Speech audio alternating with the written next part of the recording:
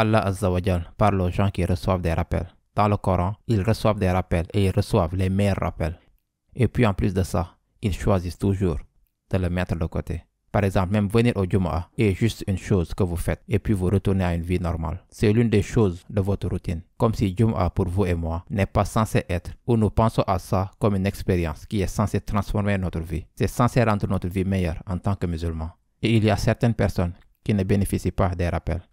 Et dans ce sens, nous, j'espère pas nous, mais une personne qui ne bénéficie pas des rappels n'est pas très différent des gens de l'époque du prophète sallallahu alayhi wa sallam, qui écoutaient directement les paroles d'Allah et pourtant ils n'en avaient rien à faire. Ils passaient juste à côté. Oui, alhamdulillah, nous sommes musulmans et ils étaient kuffars. Il y a une grande différence. Mais au-delà de cela, dans cette attitude, c'est une attitude très similaire. Vous entendez le rappel, j'entends le rappel et nous disons, c'est cool, je pense que je savais déjà ça. Et puis vous partez. Il n'y a pas de changement dans notre comportement. Mais pratiquement parlant, nous n'avons rien fait. Je veux dire que la plainte contre les kuffars n'était pas seulement ce qui n'était pas dans leur cœur. Rien ne se transforme en action. C'est intéressant, par exemple, dans le Coran révélé à la Mecque, Allah ne se contente pas de se plaindre des croyances des kuffars. Il se plaint même des actions des kuffars. Alors au jour du jugement, il dit à propos du mécréant, Fala saddaqa wala salla. Il n'a pas confirmé la vérité et il n'a pas prié. Pourquoi vous plaindriez-vous d'un kafir qui ne prie pas? Parce qu'Allah Azza wa Jal dit, oui, les actes sont comptés, même ceux qui font kufr, même leurs actes. Comment se fait-il qu'il n'ait pas prié? Comment se fait-il qu'il ne croit pas? Et s'il croyait, il se serait transformé en action. Il aurait prié. Il l'aurait montré d'une certaine manière. Alors ce passage de la sourate Al-Furqan que je vous ai récité en arabe est l'une des descriptions du jour du jugement dernier. Et Allah Azza wa Jal, dans sa sagesse, dit Wa kana yawman alal kafirina asira. Ce jour-là, le jugement dernier va être difficile, spécialement difficile pour les gens qui n'ont pas cru. Pour les kafirines, pour les gens qui ont mécru. Mais dans l'aya suivante, Allah ne dit pas Yawma ya'uddul kafiru. Il dit Yawma ya'uddu zalimu ala yadayhi. L'injuste, c'est la traduction courante maintenant. L'injuste va se mordre les mains ce jour-là. Maintenant, se mordre les mains, vous n'avez peut-être pas l'habitude de vous mordre les mains, mais c'est une vieille figure de discours arabe. C'est de cette manière qu'ils disent ce gars va être plein de regrets. Il va pleurer, gémir, il va être désespéré. Qu'est-ce que j'ai fait? L'équivalent de se mordre les mains de nos jours est quelqu'un qui se tient la tête comme « Oh mon Dieu, qu'est-ce qui se passe? Qu'est-ce qui est arrivé à ma voiture? Qu'est-ce qui est arrivé à ma maison? Qu'est-ce qui est arrivé à mon travail ?» À ce moment de choc, quand vous êtes complètement plein de regrets, alors l'expression en arabe ancien est utilisée pour se mordre les mains. Alors si vous ne mordez pas vos mains, cela ne veut pas dire en fait que vous ne devriez pas vous identifier à cette taille. Mais je vous dis au jour du jugement, la frustration qu'une personne traversera la fera faire des choses irrationnelles. Et vous en avez peut-être déjà fait l'expérience. Si vous connaissez des gens qui sont par exemple très stressés, où ils se tiennent devant une chambre d'hôpital, et il y a des membres de la famille à l'intérieur de la chirurgie, et ils se tiennent dehors dans la salle d'attente, sont-ils toujours assis? Non. Ils font les 100 pas, et ils se tiennent la main comme ça. Ils ne peuvent même pas rester assis. Ils font constamment des mouvements, ils sont dans un état d'agitation, où ils se tiennent leur bouche quand ils entendent les nouvelles. Le jour du jugement, Allah décrit que cette personne va se mordre les mains, les deux, pas un seul, yadayhi. Il va se mordre les deux mains. Pourquoi ce choc? Et pourquoi ce regret? Il dit, Allah Azza wa Jal décrit, Yaqulu ya laytani ittakhaztu ma'a ar-rasuli sabila. Si seulement j'avais pris un chemin, si seulement j'avais pris un style de vie aux côtés du messager sallallahu alayhi wa sallam. Vous voyez, ya laytani amantu bi rasuli. Non.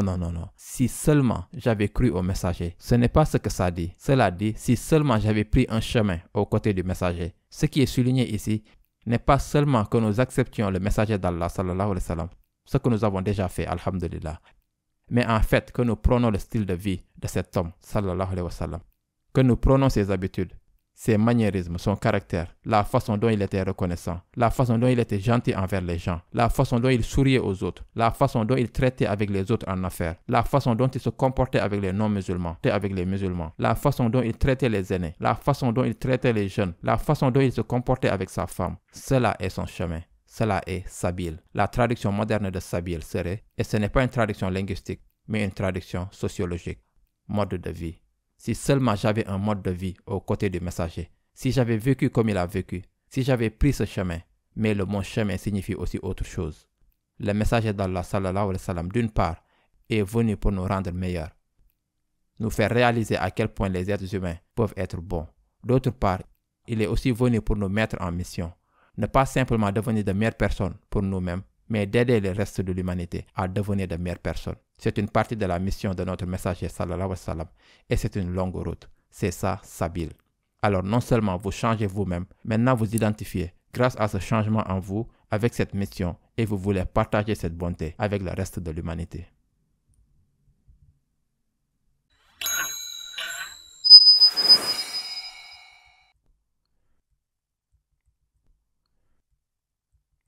Le Hajj est évidemment une expression de la foi des gens. Il n'est pas facile d'aller au Hajj. C'est une énorme contrainte financière. Certaines personnes épargnent pendant toute leur vie et pourtant elles ne peuvent pas y aller. Quand vous allez au Hajj, vous voyez des personnes de plus de 90 ans. Vous commencez à vous sentir fatigué et vous voyez des vieux de 100 ans courir près de vous. Et vous êtes comme, oh, je devrais avoir honte. Subhanallah, ces gens font le Hajj pour la première fois de leur vie et ils sont si excités. Allah les a invités. C'est évidemment le fait de montrer sa foi. Ce n'est pas seulement censé être un spectacle de la foi, c'est censé être une preuve de notre loyauté au messager sallallahu alayhi wa sallam. C'est ironique pour moi que le messager sallallahu alayhi wa sallam, une de ses missions était de nettoyer la maison d'Allah, de la nettoyer des idoles, de s'en débarrasser, de nettoyer la maison d'Allah. Ainsi, seul Allah peut être adoré à la Kaaba. C'était l'une de ses missions. Et quand vous y allez et que vous trouvez les musulmans qui oublient le nettoyage des idoles, ça fait partie d'un problème pour nous. Vous avez les hujjaj, les gens qui font le hajj, des personnes de savoir, des personnes instruites, prendre une bouteille d'eau et la jeter dans la rue. Ils n'attendent pas de voir une poubelle. Quelqu'un mange une banane et jette la peau. Quand vous quittez le camp de Muzdalifa le lendemain matin, cela ressemble à une décharge. Nous ne pouvons pas avancer sans marcher sur des ordures. Vous ne pouvez pas le faire. Et pourtant, ce sont des gens qui croient que c'est une terre sacrée, n'est-ce pas? C'est choquant.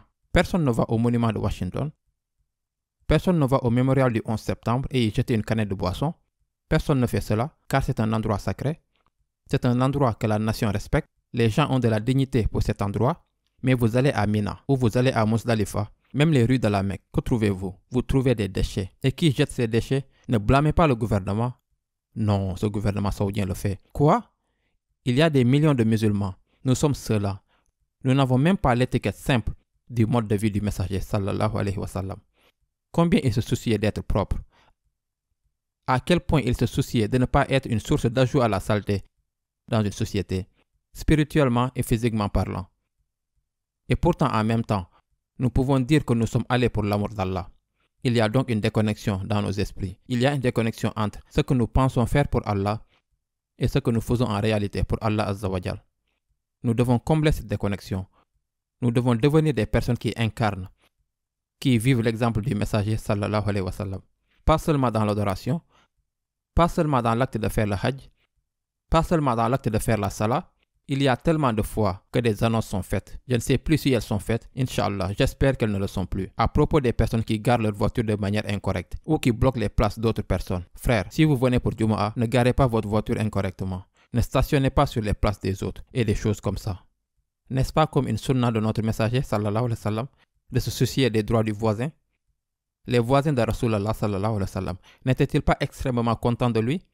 Le meilleur des voisins, le meilleur des amis. Et s'il y avait un problème, c'était à cause des voisins, jamais par lui, sallallahu alayhi wa sallam.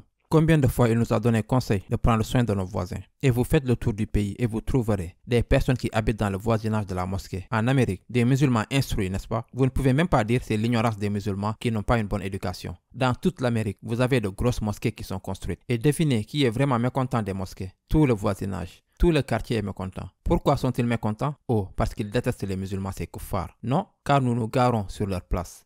Parce que nous bloquons leurs allées. Parce que nous ne nous en soucions pas quand nous faisons des erreurs. C'est à cause de ça. Dans quelques mois, Inch'Allah, le mois de Ramadan arrive. Qu'Allah nous redonne le risque du Ramadan. Quand le mois de Ramadan arrive, nous organisons des iftars.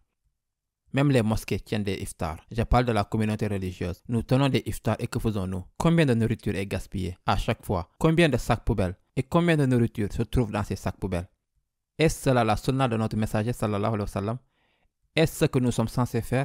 Et puis on se plaint de l'état de la Ummah. On ne s'occupe même pas des choses les plus simples qui montrent que nous suivons le chemin du messager sallallahu alayhi wa sallam. Ce type le regrettera le jour du jugement. Nous parlons des objectifs élevés de l'islam. Comment nous devons répandre l'islam dans l'Amérique? Comment nous devons répandre l'islam dans le monde? Je crois en ces objectifs. Mais vous savez quoi? Je crois aussi que vous ne pouvez pas parler du 5e étage avant d'entrer dans le premier. Nous sommes toujours au sous-sol. Nous ne sommes même pas encore arrivés au premier étage. Nous devons traiter les bases, les fondamentaux.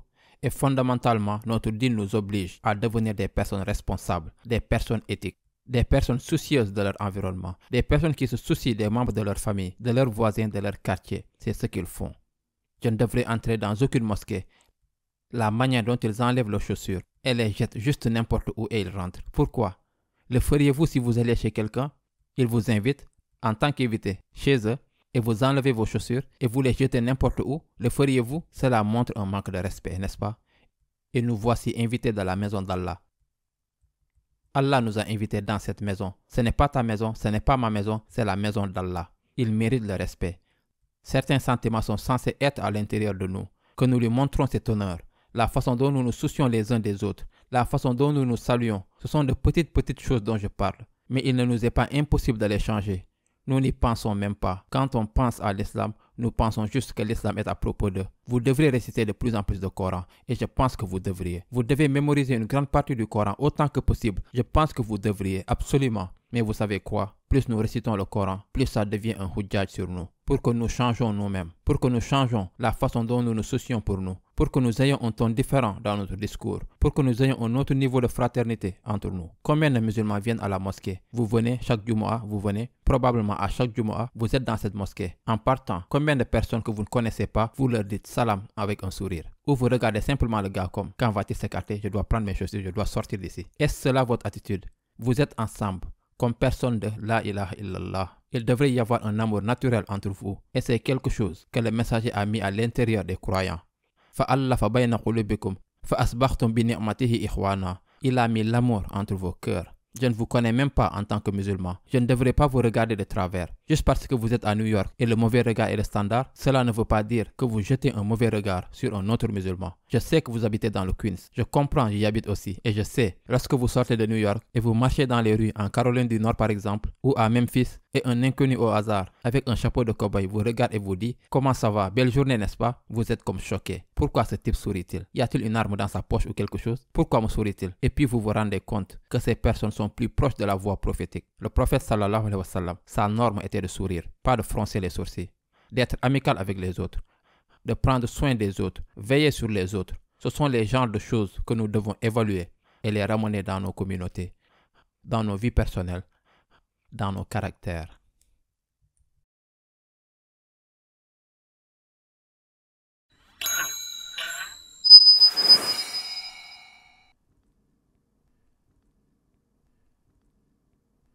Donc les mécréants diront ce jour-là, j'aurais aimé avoir pris le chemin, un mode de vie aux côtés du messager sallallahu alayhi wa sallam. Ya waylata, un des grands savants de la langue arabe, Dr Fathil Salih As-Samara'i, je suis impressionné par son travail. Il a décrit dans l'une de ses conférences la différence entre Ya waylati et Ya waylata. En fait, normalement vous dites Ya waylati. Et ceci est min asalib ta'ajjub. Ça vient des formes de choc. Lorsque vous voyez quelque chose, vous ne pouvez pas croire ce qui se passe. Vous dites Ya waylati. Même de nos jours en arabe moderne, ils disent Ya wayli lorsque quelque chose de choquant arrive. Mais le ta sert à exprimer encore plus de choc. Et quand ce choc est en réalité mélangé à de la tristesse, quand il y a hasrah dedans, quand il y a huzn dedans, quand il y a gham dedans, quand il y a bas dedans, lorsque la tristesse se mêle à votre cri, alors vous dites Ya waylata. Et c'est ce qui commence le verset. Ensuite ça dit Laytani. Si seulement. Il y a deux kalimas, un de choc et un de dépression. Pourquoi j'ai fait n'importe quoi? J'avais eu une telle opportunité de prendre de meilleures décisions et je regarde en arrière maintenant et je n'ai rien préparé. En français, ce n'est pas vraiment un mot. Nous disons « oh, si seulement ». C'est l'expression de « layta ». Mais il y a de la tristesse avec « laytani ». Oh, si seulement. Et que dit-il en regardant en arrière? « Lam attakhis fulalan khalila ». Superbe mot. Il dit « si seulement je n'avais pas pris tel et tel comme ami ». Regardez ceci. Ar-Rasoul, dans le verset précédent, j'aurais dû être aux côtés du messager, sallallahu alayhi wa sallam. Et dans la ligne suivante, il dit, mec, je n'aurais pas dû prendre ce gars comme ami. Quel gars? Le gars qui vous a éloigné du messager, sallallahu alayhi wa sallam. Le gars qui vous a fait faire des choses que le messager, sallallahu alayhi wa sallam, ne ferait jamais. Les amis qui vous ont fait parler d'une certaine manière que le messager, sallallahu alayhi wa sallam, n'approuverait jamais. Vous avez ces types d'amis. Il y a certains d'entre vous qui sont de bonnes personnes, mais vous avez de mauvais amis. Et quand vous sortez avec vos amis, vous devenez de mauvaises personnes. Et vous ne pourrez pas blâmer vos amis ce jour-là, comme ce type le fait. Cela ne fonctionnera pas. Et d'ailleurs, ces amis sont tellement inutiles. Même si vous les appelez tous les jours, vous consultez leurs publications Facebook tous les jours, vous les suivez sur Instagram, vous vous souciez d'eux aujourd'hui, mais le jour du jugement, vous ne vous souviendrez même pas du nom du gars. Vous l'appellerez alors Fulan. Fulan signifie un tel, etc. Comment s'appelait ce type encore? C'est ainsi que cela est décrit le jour du jugement. Et d'ailleurs ce jour-là, parce que vous ne vous souciez pas du messager sallallahu alayhi wa sallam dans cette vie, le messager n'était personne pour vous. Mais ici le messager est ma'rifa, propre, ar-rasoul. Ya'uddu zalimu ala yadayhi, ittakhastu ma'ar-rasoul sabila. Si seulement j'avais pris un chemin avec le messager. Mais quand il s'agit de son ami, il ne se souvient même pas de son nom. Ceci est la réalité de ce genre d'amis. Vous ne saurez même pas leur nom lorsque le jour du jugement viendra. Ils seront juste un fulan pour vous. Fulan signifie simplement un tel. C'est ce qu'ils seront pour vous et pour moi. Nous devrons faire une très bonne évaluation de qui sont nos amis et vers quel genre de style de vie ils nous embarquent. Wallahi, je ne parle pas de théorie. Je connais de bons frères, Ils étaient les premiers à la prière de Fajr à la mosquée. Ils étaient des personnes qui étaient les pionniers dans certains travaux de da'wah dans leur communauté. Ils faisaient des travaux volontaires, des efforts humanitaires et ainsi de suite. Et puis quelque chose s'est passé et ils sont entrés dans de mauvaises compagnies avec des personnes et ils ont disparu. Ils ont juste disparu. Et qu'est-ce qui les a éloignés? De mauvais types d'amis. C'est tout, la mauvaise compagnie. Ces personnes ne sont pas vos amis. Mettez cela dans votre tête. Surtout les jeunes qui regardent ceci. Ces gars ne sont pas vos amis. Vous connaissez les gars qui utilisent un langage grossier et vous réalisez que c'est une mauvaise chose à entendre ou à dire. Alors vous ne le dites pas. Au moins ils le disent mais moi je ne le dis pas. Non, cela a un impact sur vous. Ça vous déchire l'âme de l'intérieur, ça vous ronge et finalement ils vous éloigneront. Et finalement ces mots sortiront de votre bouche. Al-ina'u bima fihi yandah, disent-ils en arabe. Un conteneur ne donne que ce qu'il contient. Si de gros mots entrent dans vos oreilles, de gros mots sortiront de votre langue. Si vous voyez le mal entrer tout le temps, alors de mauvaises actions sortiront. Elles sortiront, elles ne resteront pas simplement à l'intérieur. Vous ne pouvez pas simplement prétendre que les choses que vous regardez, les choses que vous entendez, les endroits où vous allez n'auront pas d'impact sur votre personnalité. Ils l'auront. Et nous ne voulons pas être de ces personnes qui regrettent d'avoir eu de mauvais types d'amis au jour du jugement. Ce que cela signifie alors est, vous et moi devons faire un gros effort pour trouver la compagnie des personnes qui nous rendent plus respectables, qui améliorent nos manières, qui améliorent notre façon de parler, qui nous rendent plus courtois, qui nous rendent plus patients, qui font de nous de meilleures personnes. Et mon conseil personnel est le suivant. Si vous avez des aînés dans votre famille, passez plus de temps avec eux. Vous apprendrez la patience. Et si vous avez un problème d'ego, si vous avez un problème d'orgueil, passez beaucoup de temps avec vos parents parce qu'ils vous rabaisseront tout le temps. Et ça vous fera mal, mais vous deviendrez humble. Passez beaucoup de temps avec vos parents. Je sais que vous n'aimez pas passer du temps avec vos parents parce que votre père vous dit toujours des trucs. Vous dites, je ne veux pas entendre ça. C'est bon pour vous. Ça construit votre caractère. Ça construit votre humilité. Il y a une raison pour laquelle Allah nous a dit de passer du temps avec nos parents. Il y a une raison pour laquelle Allah nous a dit d'être patient avec eux. Allah ne nous dit pas d'être patient avec nos amis. Il ne nous donne pas un verset spécifique dans le Coran d'être patient avec quelqu'un d'autre, mais avec les parents. Il nous dit d'être patient avec les ennemis de l'islam et il nous dit d'être patient avec les parents. Pourquoi? Parce que les parents peuvent dire des choses qui testent votre patience. Allah sait et c'est pourquoi il vous a dit de le faire. Et cela construit votre caractère.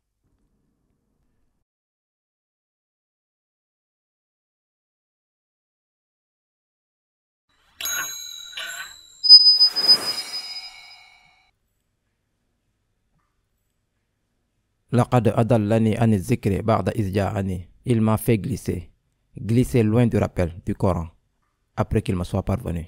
Il ne dit même pas an zikri, il dit az-zikri. Même le Coran, il se souvient avec précision. Le Coran était habituellement récité. Il y avait des conférences régulières. J'aurais pu être en compagnie de gens qui auraient pu me rapprocher des paroles d'Allah et donc plus proche de devenir une meilleure personne. Mais j'ai dit non. Partir à la conférence de Coran ou aller voir un film ce soir, je ne sais pas. Je vais juste aller regarder un film. Il n'arrêtait pas de me mettre loin du rappel, même après qu'il me soit parvenu. Ba'da is ja'ani. Vous n'avez même pas besoin d'aller vers le rappel. Il vient à vous. D'ailleurs, cette partie du verset est encore plus vraie aujourd'hui qu'il ne l'était dans le passé. Dans le passé, quelqu'un pouvait entendre le Coran, quelqu'un pouvait entendre le messager sallallahu alayhi wa sallam, mais quelqu'un pouvait ne pas l'entendre. Mais aujourd'hui, il n'y a plus d'excuses.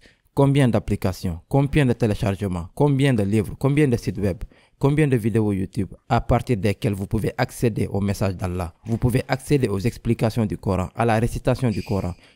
Il n'y a aucune excuse, cela vient à vous. Il vous vient, mais vous l'ignorez. Et vous dites, non, je préfère chercher autre chose. Je préfère emprunter une autre voie. Et cette personne, au jour du jugement, blâme son ami pour cela. Wa kana shaytanu lil insani khazula. mot très intéressant qu'Allah utilise. Le commentaire d'Allah à la fin. Certains disent que ceci est le commentaire d'Allah à la fin. Shaitan, quand il vient à l'être humain surtout, est Khazoul. Khazoul est le type d'ami qui vous fuit au bon moment. Il y a toujours un ami qui aime traîner avec vous, se montrer avec vous. Il est votre frère. Il est toujours là pour vous. Jusqu'au moment où vous avez besoin de lui et au moment où vous aurez besoin de lui, il n'est plus là. Introuvable.